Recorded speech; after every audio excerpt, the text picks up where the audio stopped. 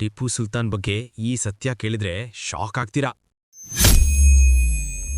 ದಕ್ಷಿಣ ಭಾರತದ ಇತಿಹಾಸದಲ್ಲಿ ವೀರತ್ವ, ರಾಜಕೀಯ ಚಾತುರ್ಯ ಮತ್ತು ಆಧುನಿಕ ಚಿಂತನೆಗಳನ್ನು ಒಂದೇ ವ್ಯಕ್ತಿಯಲ್ಲಿ ನೋಡಬೇಕೆಂದರೆ ಅದು ಟಿಪ್ಪು ಸುಲ್ತಾನ್.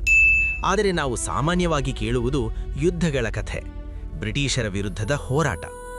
ಆದರೆ ಇಂದು ಕೇಳೋಣ ಯುದ್ಧಗಳಾಚೆ ಇರುವ ಒಂದು ರಹಸ್ಯ ಕಥೆ. ಬಹುತೇಕರಿಗೆ ಗೊತ್ತಿಲ್ಲ, ಟಿಪ್ಪು ಸುಲ್ತಾನ್ ವಿಶ್ವದ ಮೊದಲ ಆಧುನಿಕ ಯುದ್ಧ ರಾಕೆಟ್ಗಳನ್ನು ಅಭಿವೃದ್ಧಿಪಡಿಸಿದ ರಾಜನಾಗಿದ್ದನು.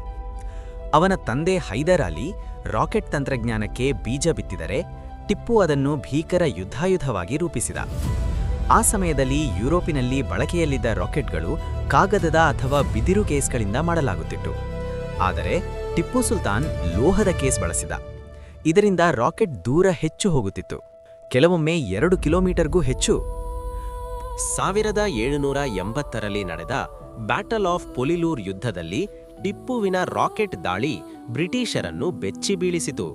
ಬ್ರಿಟಿಷ್ ಸೈನಿಕರು ಬರೆದ ಪತ್ರಗಳಲ್ಲಿ ಇದೆ, ಆಕಾಶದಿಂದ ಬೆಂಕಿಯ ಹಾವುಗಳು ಬರುತ್ತಿವೆ.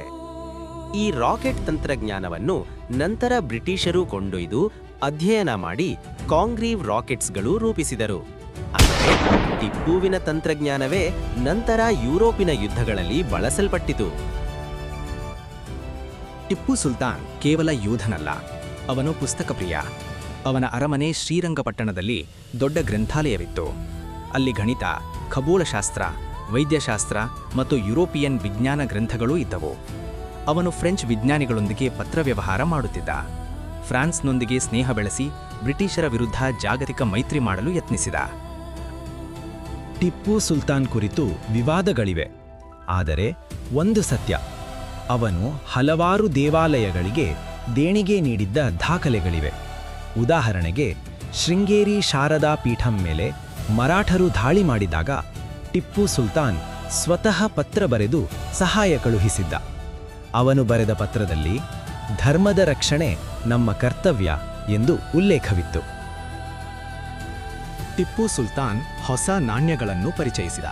ಅವನ ಆಡಳಿತದಲ್ಲಿ ರೇಷ್ಮೆ ಕೈಗಾರಿಕೆ ಉತ್ತೇಜನ ಕಂಡಿತು. ಮೈಸೂರು ರಾಜ್ಯದಲ್ಲಿ ಸರ್ಕಾರದ ನಿಯಂತ್ರಣದ ವ್ಯಾಪಾರ ವ್ಯವಸ್ಥೆ ಇತ್ತು. ಅವನು ಅರಬ್ ದೇಶಗಳು ಮತ್ತು ಟರ್ಕಿಯೊಂದಿಗೆ ವ್ಯಾಪಾರ ಬೆಳೆಸಲು ಪ್ರಯತ್ನಿಸಿದ. 1799ರಲ್ಲಿ ಸೀಜ್ ಆಫ್ ಸಿರಿಂಗಪಟ್ಟಂ ನಡೆಯಿತು.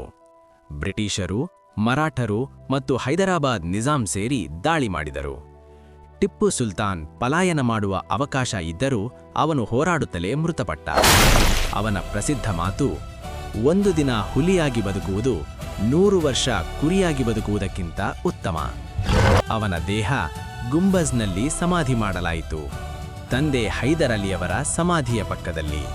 ನಾವು ಈಗ ಹೊಸ ಯೂಟ್ಯೂಬ್ ಚಾನೆಲ್ ಆರಂಭಿಸಿದ್ದೇವೆ.